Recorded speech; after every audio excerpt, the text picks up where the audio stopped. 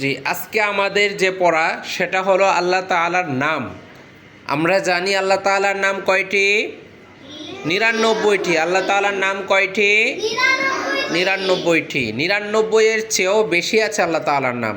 তবে হাদিসের মধ্যে আসছে একটা হাদিস, যদি কোনো ব্যক্তি আল্লাহ তাআলার ৯৯টা নাম মুখস্থ করে, যদি কোনো ব্যক্তি আল্লাহ তাআলার ৯৯টা নাম মুখস্থ করে, তাহলে আল্লাহ তাআলা তাকে জান্নাতে দিবেন।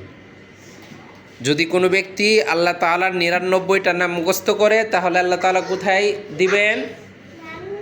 জান্নাত দিবেন। তাহলে আমরা মুখস্থ করব সবাই। আমরা সবাই জান্নাতে যেতে চাই না? কে কে জান্নাতে যেতে চান? সবাই। তাহলে আল্লাহ তাআলার ৯৯ নাম মুখস্থ করলে তো আল্লাহ বলেছেন জান্নাত দিবেন। তাহলে আমরা মুখস্থ করব ইনশাআল্লাহ। মুখস্থ করব সবাই। আচ্ছা, সবাই মনোযোগ দিয়ে আমার সাথে পড়বেন, তারপরে বাসায় প্র্যাকটিস করে মুখস্থ করবেন। ঠিক আছে, নামান হাত, বলেন আল্লাহ আল্লাহ আর রহমানু আর রহমানু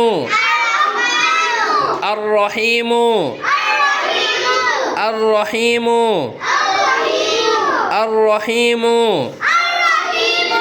আল মালিকু আল মালিকু আল মালিকু আল কুদ্দুসু আল কুদ্দুসু আসসালামু আসসালামু আল মুমিনু আল মুমিনু আল মুহাইমিনু আল মুহাইমিনু আল আজিজু